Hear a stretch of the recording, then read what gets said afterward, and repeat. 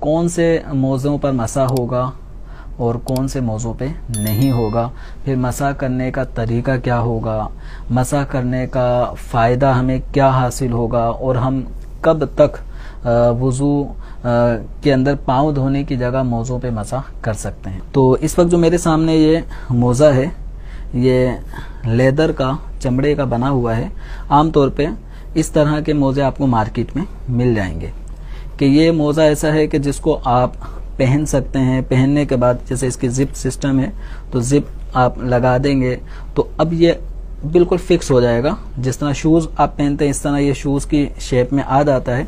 और ये ऐसा है कि इसको बाआसानी आप इसको पहने पहने भी सफ़र कर सकते हैं, चल फिर सकते हैं। यानी ये जूते का काम भी आपका, चप्पल का काम भी आपका ये देता है। जो इस वक्त मेरे हाथ में मोज़ा, ये मोज़ा ऐसा है कि जो मोज़े पर मसा करने के जो शराइत हैं उनके मुताबिक ये बिल्कुल दुरुस्त है, तो इस पर मसा किया जा सकता है। और एक जो आमतौर पे सॉक्स होते हैं, ये नॉर्मल सर्दी या गर्मी में भी लोग पहनते हैं, ठीक है। और सर्दियों में बिलखुसूस इसको भी पहना जा रहा होता है, शूज़ में बिल्कुल इसको इस्तेमाल किया जाता है।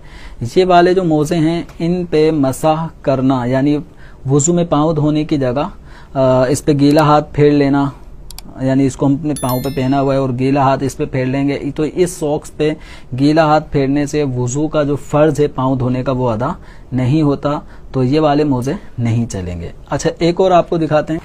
तो ये वाला जो मोज़ा है, ये चूँकि इसको आप पहनेंगे तो पहनने के बाद ये टखने से नीचे ही रहता है, तो इसलिए ऐसा मोज़ा काफ़ी नहीं है।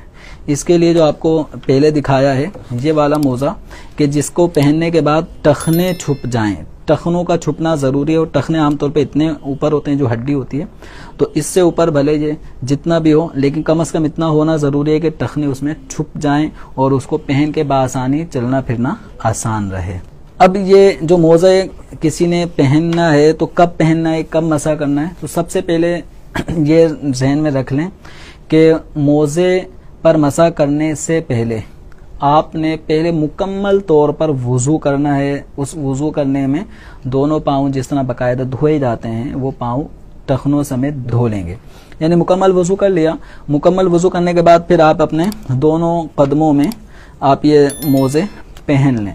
मोज़े पहन लिए, अब मोज़े पहनकर अब आपका जो टाइम ड्यूरेशन होगा तो वो मुकीम शख्स, यानी जो अपने शहर में मुकीम है, और मुसाफिर, दोनों के अंदर शरीयत मुतहरा ने यह फ़र्क रखा है कि जो मुकीम होगा वो 24 घंटे तक ये उसको ये रियायत है कि जब वुज़ू में पाँव धोने का मरहला आएगा तो ये मोज़े ना उतारे, पहने हुए मोज़ों में ही ये गीला हाथ फेर लेगा, तो उसका ये पाँव धोने का जो फ़र्ज़ था वो अदा हो जाएगा।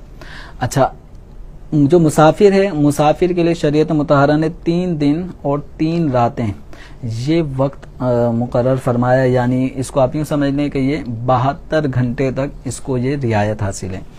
अब ये कब शुरू होगा, ये 24 घंटे का टाइम मुकीम के लिए, मुसाफिर के लिए 72 घंटे का टाइम। तो ये मोज़े पहन लिए वुज़ू करने के बाद, अब जब वुज़ू किसी भी वजह से टूटा, आइंदा हमें वुज़ू करना है, तो अब मिसाल के तौर पे किसी ने 8 बजे वुज़ू किया है और वुज़ू करने के बाद ये पहन लिए रात 8 बजे, तो 2 घंटे बाद वुज़ू किसी भी वजह से टूट गया, तो अब 10 बजे से लेकर आइंदा आने वाली रात 10 बजे तक ये 24 घंटे मुकीम के लिए, और जो मुसाफिर है, मुसाफिर के लिए अगले दिन 10 बजे, उससे अगले दिन और उससे अगले दिन जो रात 10 बजेंगे, ये 72 घंटे का इसके पास टाइम है कि मुकीम शख्स आइंदा जब कभी भी जैसे फजर के लिए वुज़ू करना है तो फजर में ये मोज़े उतारने नहीं है, ये भी जहन में रख लें, ये पहने रहना है। अब आइंदा अगर फजर के अंदर इसने वुज़ू करना है तो वुज़ू करते वक्त पाँव धोने की जगह ये मसाह करेगा। अब ये जैसे मिसाल के तौर पे दोनों पाँवों को अब मसाह करना है, तो इसका तरीक़ाकार ये होगा कि जब हमने चेहरा धो लिया, दोनों हाथ कोहनियों समेत धो लिए, सर का मसा कर लिया, पाँव धोने का मरहला है और ये मोज़े पहने हुए हैं, तो अपने दोनों हाथों को गीला कर लिया। गीला करने के बाद सीधा जो पाँव में मोज़ा पहना हुआ है तो ये तर उंगलियों जो पाँव का ऊपरी हिस्सा होता है यहाँ की तरफ से रखते हुए हम पिंडली तक इन उंगलियों को खींचते हुए ले आएंगे। आप देखेंगे कि यहाँ पे फिर लकीरें पड़ी हुई होंगी।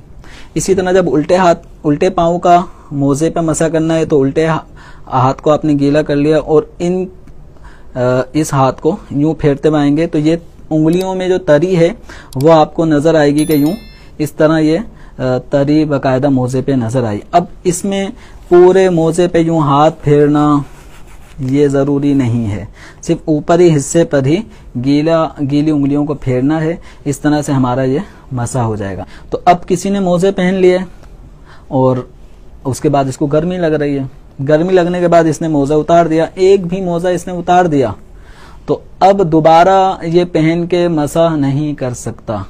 अब इसके लिए ज़रूरी होगा कि जब वज़ू टूट गया है तो अब दोबारा से वज़ू करे, दोनों पाँवों को धोए, फिर मोज़ा बावज़ू हालत में पहनेगा।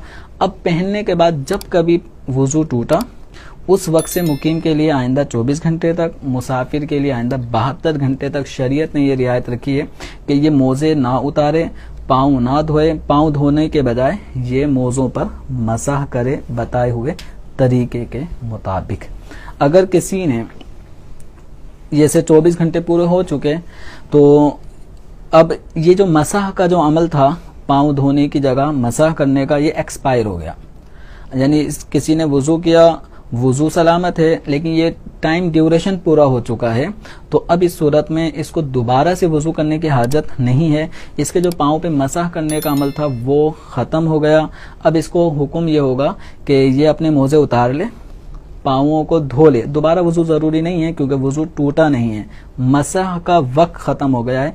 तो ये पाँव धो ले, पाँव धोने के बाद दोबारा से मोज़ों को पहन ले।